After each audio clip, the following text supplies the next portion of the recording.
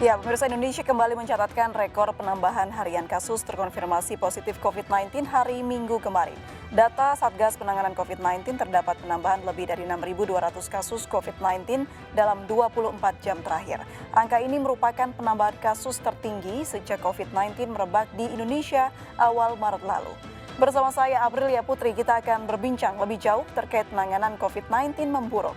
Sebelum kami hadirkan perbincangannya ke hadapan Anda, terlebih dahulu kami akan sampaikan rangkaian informasi seputar peristiwa yang terjadi sepanjang hari ini.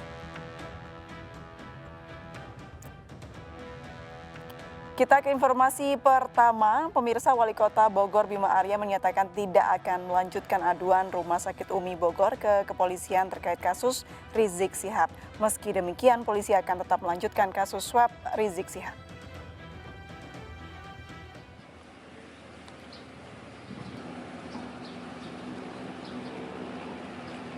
Polda Jawa Barat hari ini akan memanggil 10 orang yang terkait upaya penghalangi meminta data pasien yang akan dimintai keterangan di Polresta Bogor.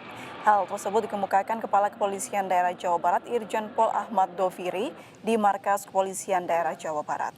Hal-hal terkait upaya menutupi permintaan pengumpulan data penanganan Rizik Syihab termasuk hasil pemeriksaan tes usap juga upaya menutup-nutupi keberadaan Rizik Syihab selama dalam penanganan semua merupakan delik pidana murni.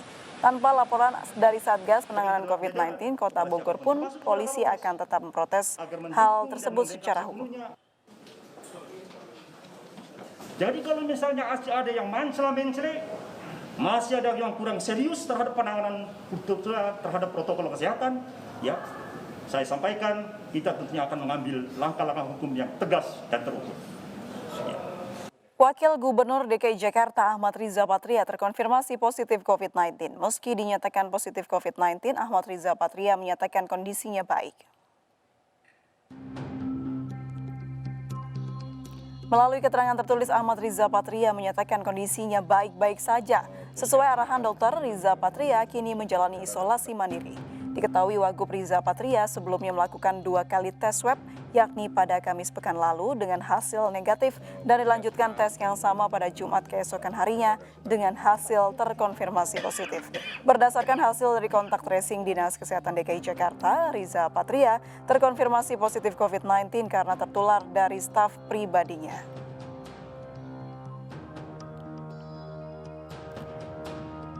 Pemirsa, pembatasan sosial berskala lokal diberlakukan di Dusun Tlekung, Kota Batu, Malang, Jawa Timur. Pembatasan ini diberlakukan setelah 3 warga meninggal dunia dan 13 warga lainnya positif COVID-19.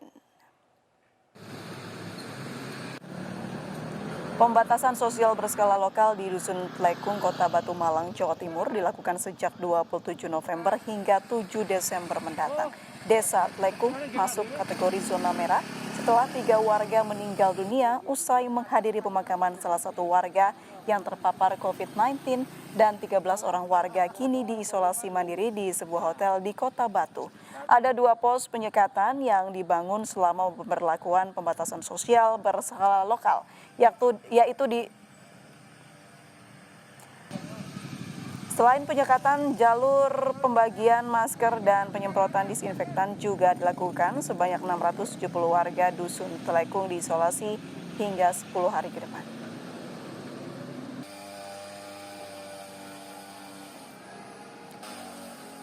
Pasien positif COVID-19 meningkat di Rumah Sakit Lapangan Indrapura, Surabaya, Jawa Timur. Kenaikan pasien COVID-19 tidak hanya terjadi di RS Lapangan Indrapura, tetapi juga di hampir semua rumah sakit rujukan di Jawa Timur. Awal bulan November lalu, pasien COVID-19 sempat stabil 50-60 pasien. Namun, tanggal 28 November, Sabtu lalu, naik 400% hingga total pasien di Surabaya tembus 16.824. Hingga hari ini, pasien COVID-19 yang dirawat di Rumah Sakit Lapangan Kogab Wilhan 2 Surabaya masih tergolong tinggi, yakni 190 pasien. Pasien terbanyak justru dari kota Surabaya sendiri, yakni mencapai 73%. Angka kesembuhan pasien COVID yang dirawat di Rumah Sakit Lapangan Kogab Wilhan 2 Surabaya juga tergolong tinggi.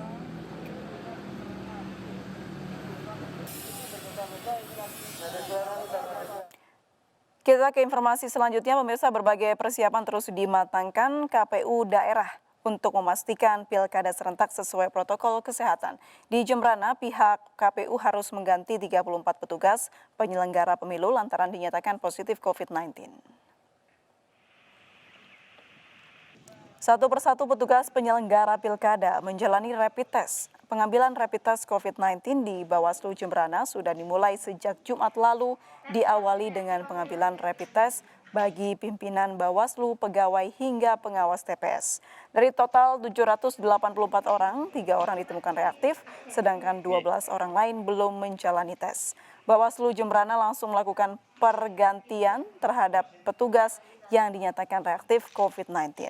Tidak hanya Bawaslu, KPU Jembrana juga melakukan pergantian terhadap 34 petugas KPPS dan ketertiban yang terkonfirmasi positif COVID-19 berdasarkan hasil swab.